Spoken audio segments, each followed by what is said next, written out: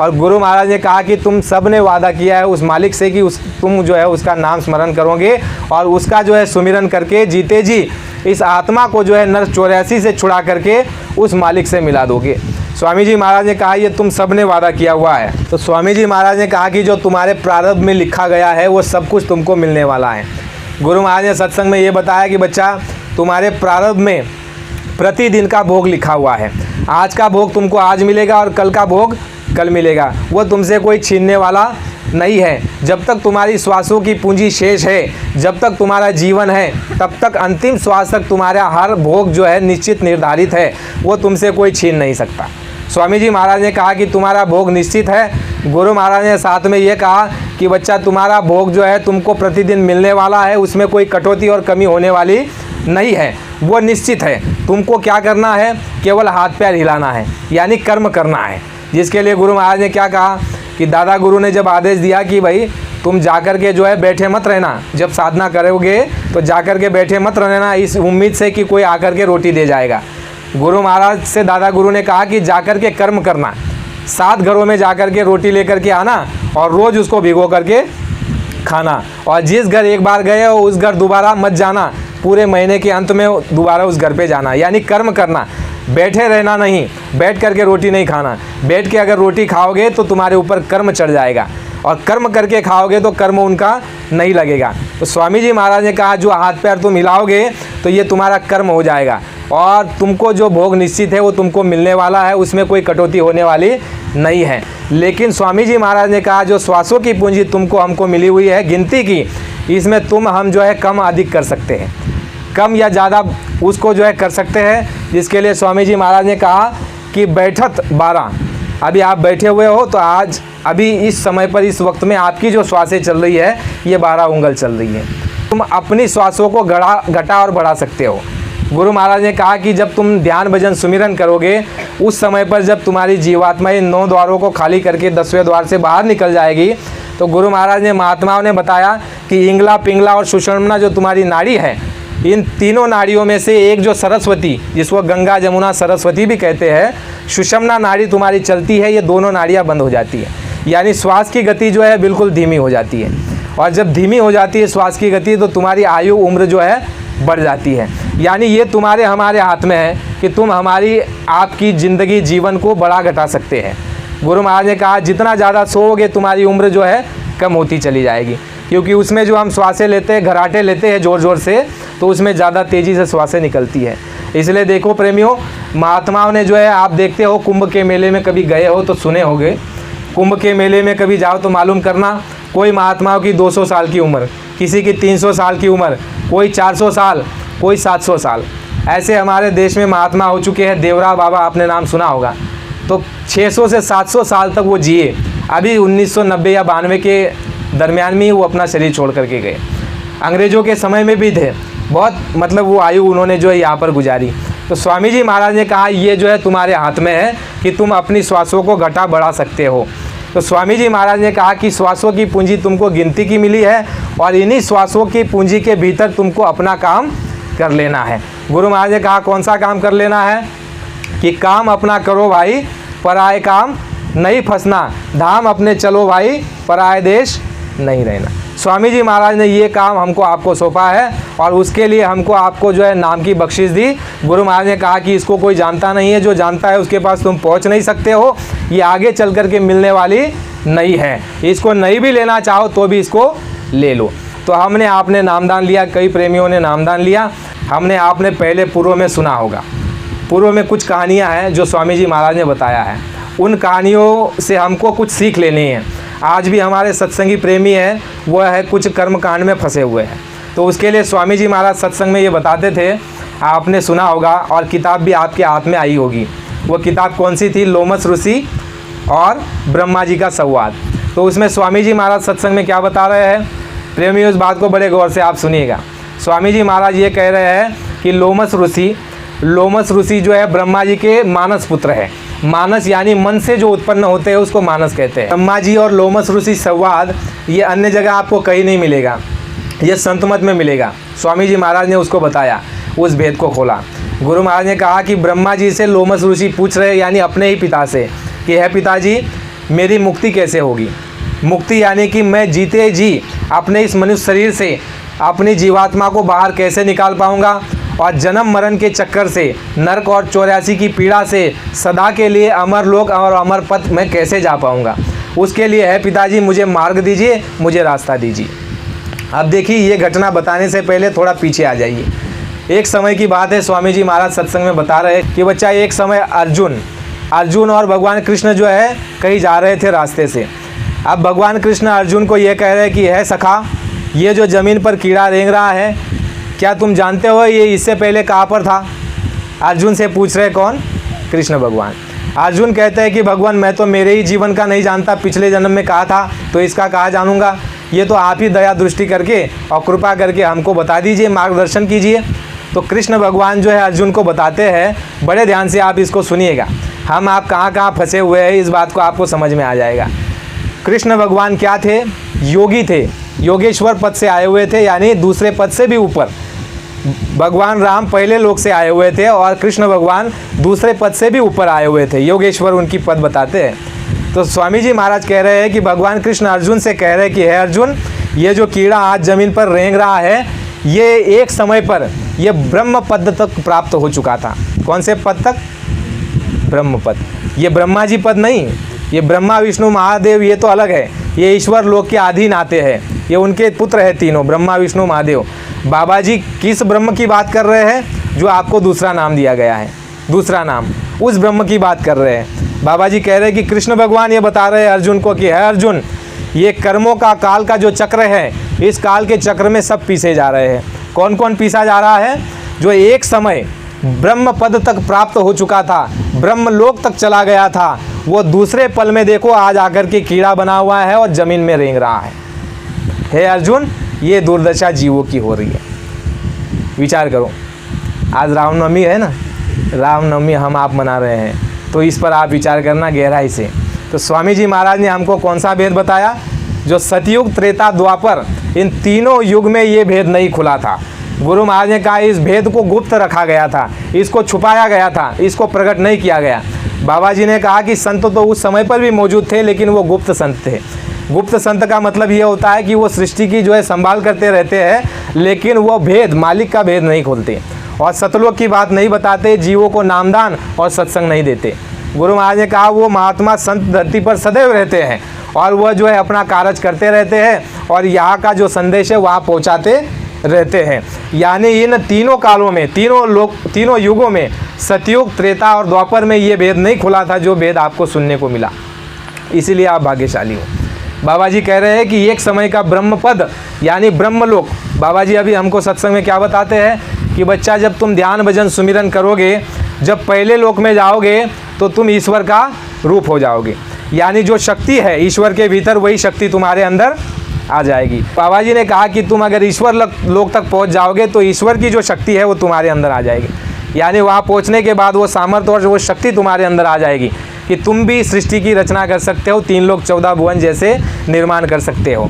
ब्रह्म पद तक जाओगे तो तुम ब्रह्म पद के शक्ति के समान हो जाओगे, तुम्हारे अंदर वो शक्ति आ जाएगी। यानी विचार करो, जो एक समय ब्रह्म बन चुके थे, ब्रह्म पद तक पहुंच चुके थे, बाबा जी क्या कह रहे हैं, दूसरे पल में आकर के वो कीड़ा बन करके धरती पर क्या कर रहे हैं, रेंग रहे हैं। तो स्वामी जी महाराज ने क्या कहा कि मुक्ति का पद कौन सा है, मुक्ति का पद है आपका तीसरे लोक से ऊपर, जहाँ गुरु पद बताया है। गुरु महाराज ने कहा पहला नाम ईश्वर का, दूसरा ब्रह्म का, तीसरा है पार ब्रह्म का। और बाबा जी कह रहे हैं कि वो गुरु पद है। वहाँ पर जब तुम्हारी जीवात्मा जाएगी और वहाँ एक मानसरोवर है, उस मानसरोवर में जब स्नान करेगी, यानी आपके जो जीवात्मा के ऊपर जो 4 खोल लगे हुए हैं, ये आपका पहला है जड़, चित्त जल पावा गगन समीरा, पंच तत्व रचित ये आदम शरीरा। ये 5 तत्व का खोल जब आपका ये पहले उतरेगा, उसके बाद आपका लिंग शरीर उतरेगा, उसके बाद आपका सूक्ष्म शरीर उतरेगा जो 9 तत्वों का है, लिंग शरीर 17 तत्वों का है और कारण शरीर 5 तत्वों का। गुरु महाराज ने कहा वो ब्रह्म पद तक रहेगा और उसके ऊपर जब तुम जाओगे पार ब्रह्म में, तो वह जो है कपड़ा नहीं रहेगा और मानसरोवर में जब तुम स्नान करोगे, उसके बाद तुम्हारा जो सारा बंधन कट जाएगा, वो गुरु पद है। गुरु महाराज ने कहा तुम्हारे जितने भी कर्म लदे हुए हैं वो सारे के सारे साफ हो जाएंगे और उसके बाद वो जीवात्मा के भीतर में 12 सूर्यों का प्रकाश आ जाता है। गुरु महाराज ने कहा उसके बाद उसकी मुक्ति होती है, उसके बाद उसकी मुक्ति होती है। इनके नीचे तक जितने भी पद तक जो जीवात्मा जाएगी साधना करके, चाहे जैसे भी, उसकी मुक्ति और मोक्ष होने वाला नहीं है।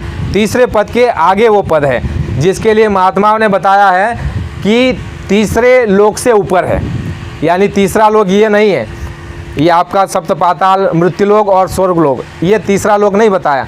महापुरुषों ने तीसरा लोक कौन सा बताया है, ये आपका जो है ये पिंडी, ये जो शरीर से यहाँ पर जीव उत्पन्न होते हैं, एक अंडी है, एक ब्रह्मांडी है, ये 3 लोक की बात कही। और एक पार ब्रह्मांडी है, निज देश को कहा गया, उस देश की महात्माओं ने बात की। तो बाबा जी क्या बता रहे हैं कि जो ब्रह्म पद तक जीवात्माएं रहती है उनको भी एक समय कीड़ा बनना पड़ता है। अब इस तरफ आ जाइए, ब्रह्मा जी जो है लोमस ऋषि ब्रह्मा जी को पूछ रहे हैं कि पिताजी मैंने कई सारे उपाय किए मुक्ति और मोक्ष के, मुझे मुक्ति और मोक्ष नहीं मिली, तो आप मुझे कोई मार्गदर्शन कीजिए, कोई रास्ता, कोई जरिया बताइए। तो विचार करो, ब्रह्मा जी जिनके मन के द्वारा जो है लोमस ऋषि की उत्पत्ति हुई है, वही ब्रह्मा जी लोमस ऋषि को क्या कह रहे हैं कि लोमस ऋषि तुम एक काम करो, जाकर के गंगा स्नान करो। क्या करो? गंगा स्नान करो। अब लोमस ऋषि जो है त्रिकालदर्शी हो चुके थे। त्रिकालदर्शी होने का ये मतलब कतई नहीं है कि वो पहुंची हुई सूरत या संत है, ऐसा नहीं होता। देखो जैसे गुरु महाराज ने एक समय कहा नहीं अपनी बात कि जब महात्माओं की खोज मैं कर रहा था उस समय पर मैं पंजाब में गया और पंजाब में स्टेशन के पास एक महात्मा मुझे मिले और उनको देख कर के मेरे अंदर में बड़ी जो है उनके प्रति भाव निर्माण हुआ। तो मैं उनके पास जाकर के हाथ जोड़ करके प्रार्थना की कि मुझे नाम की दौलत चाहिए, मुझे जो है भगवान की प्राप्ति करनी है। तो वह महात्माओं ने क्या कहा, उन्होंने कहा कि मैं त्रिकालदर्शी हूँ, भूत भविष्य वर्तमान को मैं जानता हूँ, लेकिन जो वस्तु तुमको चाहिए वो मेरे पास। तो ये भ्रम में आप कभी मत रहना कि त्रिकालदर्शी है तो पूरे पहुँचे हुए संत है। तो लोमस ऋषि त्रिकालदर्शी हो चुके थे। तो लोमस ऋषि ब्रह्मा जी को पूछ रहे, ब्रह्मा जी कहते हैं कि गंगा जाकर स्नान करो। लोमस ऋषि तुरंत जो है आँख बंद करते हैं और देखते हैं पिछले अपने जन्म को। बाबा जी ने जैसे कहा कि बच्चा जब जीवात्मा की आँख खुलती है, तुम्हारी जीवात्मा की जब आँख खुलेगी तो तुम्हारे कई जन्मों का जो है तुम्हारे सामने ऐसे रील जो है खुल जाएगी कि कितने जन्म तक तुम कहाँ कहाँ गए, कहाँ कहाँ तुमने जन्म लिया, वो सब तुम्हारे सामने जो है यहाँ पर आ जाएगा। पिताजी मैंने जो है कई जन्मों तक, एक जन्म की बात नहीं कर रहे हैं, मैंने कई जन्मों तक जो है गंगा स्नान किया और मैंने कई जन्म तक तीर्थ व्रत किया, लेकिन मुझे मुक्ति नहीं मिली। बदले में क्या मिला? लोमस ऋषि कह रहे अपने पिताजी को कि बदले में मुझे वहाँ जन्म मिल गया। किसका? गुरु महाराज ने कहा कि मछली का, कछुए का, और जो है मुझे जन्म मिल गया और उसी गंगा में और उसी जमुना में जो है मुझे कई वर्षों तक रहना पड़ा। जीव जब बन गया तो बड़े जीवों ने मुझे खा लिया और ऐसी मेरी दुर्दशा हो गई। तो ब्रह्मा जी को पूछा कि दूसरा रास्ता बताइए सही सच्चा। ब्रह्मा जी कहते हैं कि अरे बच्चा तुम एक काम करो, तुम जाकर के जो है तीर्थ व्रत करो, तीर्थ व्रत करोगे तो तुमको सहज में मुक्ति मिल जाएगी। तो बाबा जी कहते हैं ब्रह्मा जी ने लोमस ऋषि को जो है बहुत सारी बातें बताई कि ये करो, लेकिन जब लोमस ऋषि देखते थे और कहते थे पिताजी मैं ये सब कुछ कर चुका हूँ लेकिन मुझे मुक्ति कहीं पर भी नहीं मिली, तो आखिर में ब्रह्मा जी ये कहते हैं कि लोमस ऋषि सुनो तुम एक बाता, मुक्ति है संतन के पासा। स्वामी जी महाराज ने कहा कि मुक्ति केवल संतों के पास है। कि लोमस ऋषि को जो है मृत्यु का बड़ा भय लगता था, तो स्वामी जी महाराज ने कहा कि लोमस ऋषि चले गए ब्रह्मा जी के पास कि मुझे मृत्यु से बड़ा भय लगता है। तो ब्रह्मा जी ने कहा कि इससे मैं कुछ नहीं कर सकता हूँ क्योंकि मेरा काम उत्पत्ति का है, मृत्यु के जो देवता है वो शिव जी है। तो बाबा जी ने कहा कि लोमस ऋषि ने मृत्यु के डर से जो है साधना की, बहुत कठोर साधना की। उसके बाद जब शिव जी प्रसन्न हुए, उनको कहा कि तुम वरदान मांग लो। तो लोमस ऋषि ने कहा कि मुझे अमर रहने का वरदान दीजिए, मुझे मृत्यु से बड़ा भय लगता है। तो शिव जी ने उनसे कहा कि अमर का वरदान मैं आपको दे नहीं सकता क्योंकि यहाँ जो आया है सबको जाना पड़ेगा, इसमें कोई जो है अमर रह नहीं सकता। ये खेत कि तुम अपनी आयु बढ़ा लो, उम्र ज़्यादा मांग लो, ये दे सकता हूँ लेकिन तुमको अमर नहीं कर सकता हूँ। तो लोमस ऋषि ने देखिए क्या मांग लिया। लोमस ऋषि कहते हैं कि ठीक है, अगर आप अमर नहीं बना सकते हैं तो मुझे जो है ऐसा आशीर्वाद दे दीजिए कि जब एक कल्प होगा उसके बाद मेरे एक शरीर का रोम झड़ेगा, ऐसा मुझे आशीर्वाद दे दीजिए। तो शिव जी ने कहा कि एवं मोस्तु। तो देखो प्रेमियों, लोमस ऋषि जो है एक कल्प जब पूरा होता है तो उनका एक रोम, जैसे आपका ये बाल उखाड़ो तो एक रोम उसको कहते हैं। तो लोमस ऋषि एक कल्प जब होता है तब उनका जो है एक रोम झड़ता है। झड़ने का मतलब उनका शरीर गलता है, कम होते जाता है। और महात्मा बताते हैं कि लोमस ऋषि आज भी जीवित है। 8 चिरंजीवी में से एक लोमस ऋषि है और घुटने तक ही उनके रोम झड़े हैं। तो वही लोमस ऋषि जो है मृत्यु के भय से जब एक कल्प की जो है एक उनका जो है रोम झड़े ऐसा उन्होंने आशीर्वाद मांग लिया, तो उसके बाद जब उनको ये आभास हो गया कि भाई इस मृत्युलोक में कुछ नहीं है सार और असली मकसद है यहाँ से चल जाना और अपनी मुक्ति और मोक्ष करा लेना, तो उसके बाद जो है वो जब साधना में चले गए तो देखो एक जगह की बात आती है। लोमस ऋषि साधना कर रहे थे कहाँ पर? अयोध्या में। और अयोध्या की जब नींव खोदी जा रही थी महल बनाने के लिए, तो लोमस ऋषि अंदर नीचे बैठे हुए थे साधना में।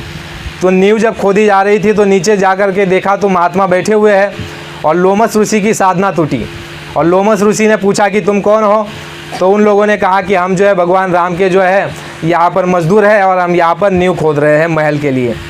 तो उन्होंने कहा कि जाओ तुम्हारे राजा को बुला लाओ। तो सिपाही और जो है नौकर जो है जा कर के राजा को ये इतला किया गया, दशरथ राजा को, कि भाई नीचे कोई महात्मा जी है।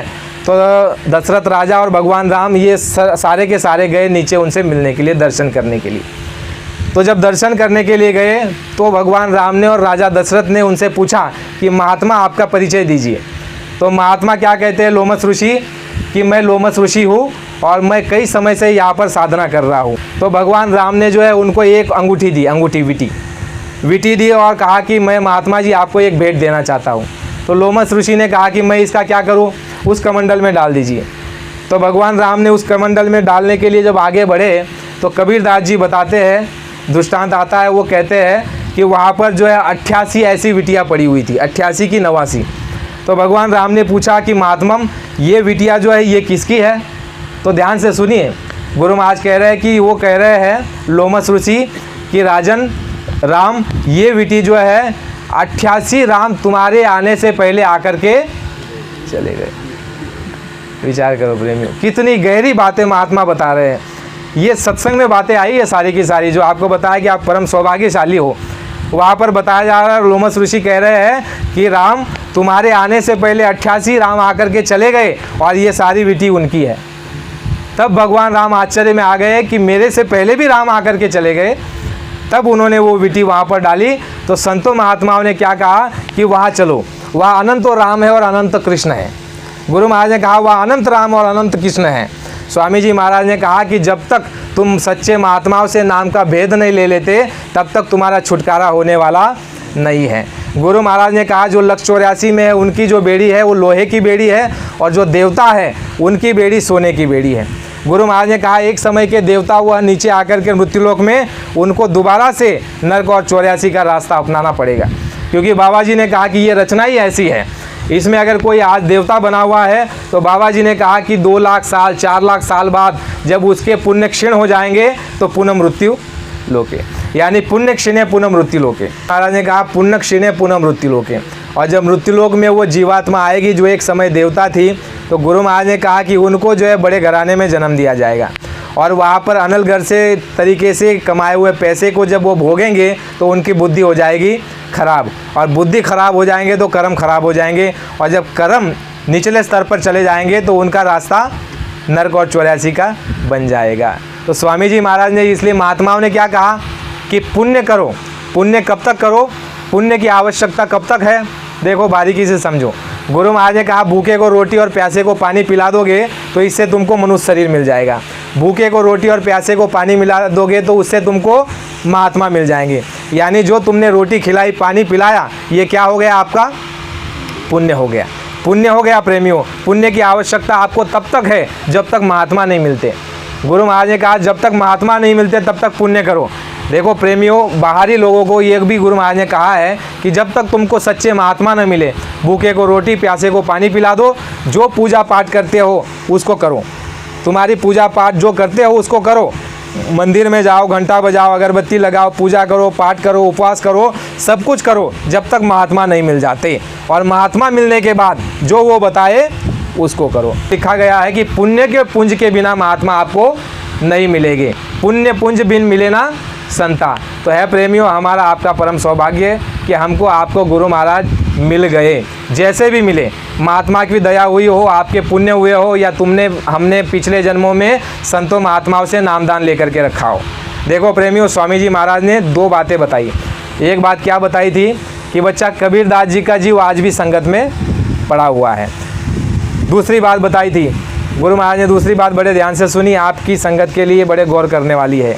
गुरु महाराज ने दूसरी बात ये बताई थी कि बच्चा, इन जीवों को पहले जो आज संगत में बैठे हुए गरीब घराने में है, गरीब क्षेत्र में है, जिनको खाने पीने के लिए तो मिल जाता है लेकिन अधिक कोई शौक श्रृंगार नहीं है, ऐसे जीव, इनको जो है महात्माओं ने बड़ा समझाया। पहले जब ये महात्माओं के पास थे तो इनको बड़ा समझाया कि भजन कर लो, भजन कर लो, भजन कर लो, लेकिन इन्होंने भजन नहीं किया और संसार में ही लगे पड़े रहे।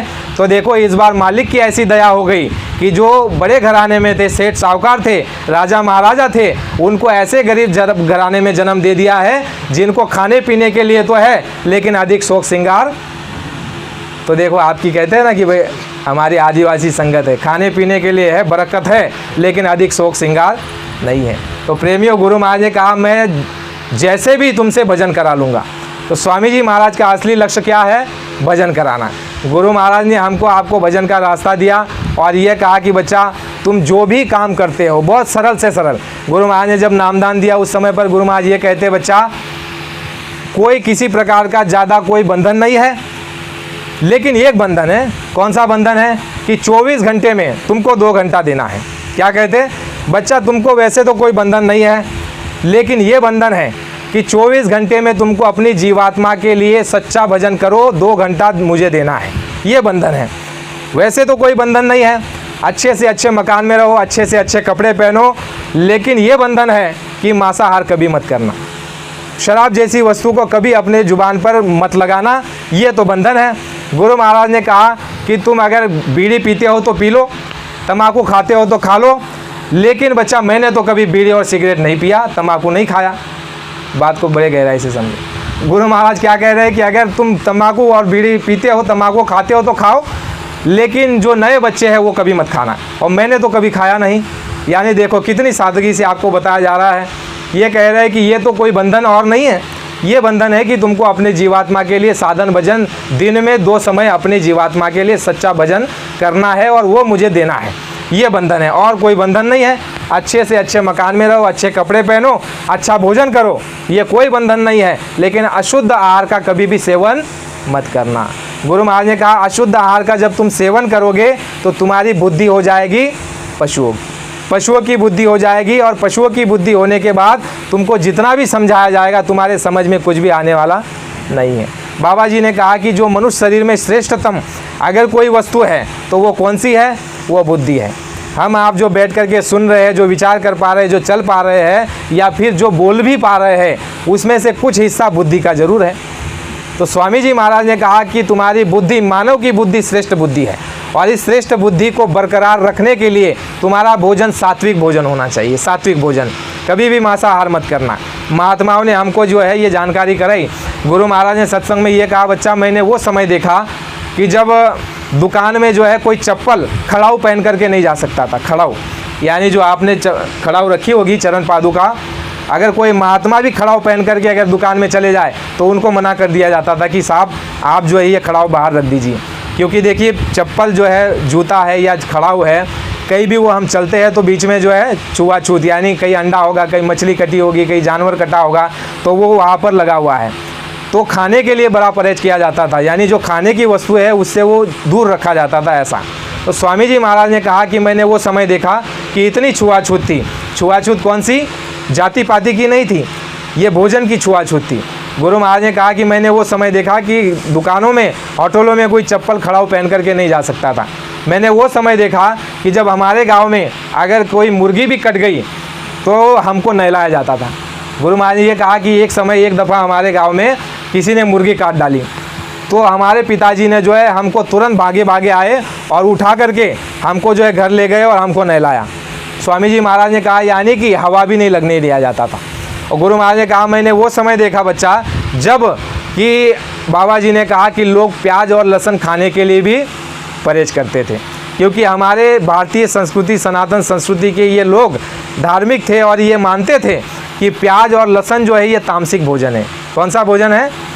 तामसिक भोजन है, और ये राक्षस के मुंह से निकला हुआ है। जो अमृत समुद्र मंथन हुआ था उसमें से जो राक्षसों ने अमृत पी लिया था, जो बूंदें नीचे गिरी थी, उसका कहते हैं कि ये एक प्याज बना और एक लहसुन बना।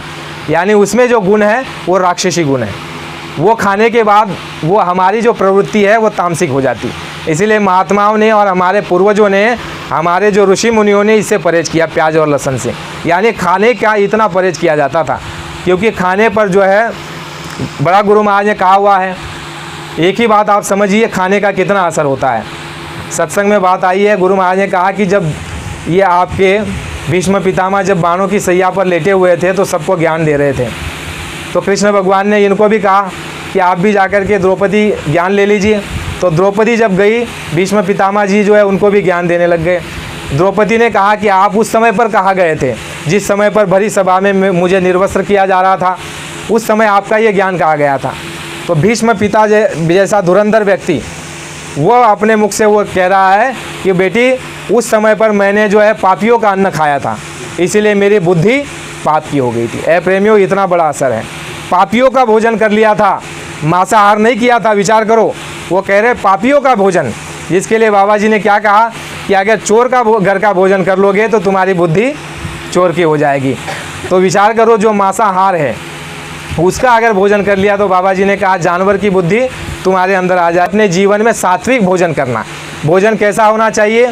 जिसमें हिंसा नहीं हुई हो, जिसमें किसी का दिल नहीं दुखा हो, जिसमें किसी के साथ अन्याय नहीं हुआ हो, ऐसा भोजन हमको करना चाहिए। जिसके लिए महात्माओं ने कहा कि मेहनत ईमानदारी की कमाई वो सबसे उत्तम। बाबा जी ने कहा कि तुम्हारा भजन तब बनेगा जब तुम मेहनत और ईमानदारी की रोटी खाओगे। भोजन का बड़ा ध्यान रखना है। भोजन का जहाँ कहीं भी जाओ, घर में रहो, बाहर रहो, संगत में चले जाओ, भोजन का बड़ा ध्यान रखना, क्योंकि भोजन से हमारी जो है विचारों की जो है गति होती है। इसलिए भोजन जहाँ भी हम करते हो, गुरु महाराज कहते हैं कि तुम जहाँ भी देखते हो लपक पड़ते हो। तुम ये नहीं देखते हो कि ये जो भोजन आया है ये कहाँ से आया है, ये झूठ का आया है, ये फरेब का आया है, धोखे का आया है, और ये बेईमानी से कमाया हुआ धन है, और उसको तुम अगर खाओगे तो तुम्हारी बुद्धि भी बेईमानी की हो जाएगी। ये छोटी मोटी बात नहीं है प्रेमियों। ये जो गड़बड़े चल रही है संसार के अंदर में और संगतों में भी जो गड़बड़ी चल रही है, बड़ा असर है प्रेमियों। गुरु महाराज ने कहा कि बच्चा, जो अनाज महात्माओं के आश्रमों पर आता है, पहले महात्मा उसको शोधन कर देते हैं। जो वहाँ पर महात्मा मौजूद होंगे वो महात्मा पहले उसको स्पर्श कर देंगे और उस भोजन को शोधन कर देंगे। उसके बाद तुमको खिलाया जाएगा तो उसका असर नहीं होगा।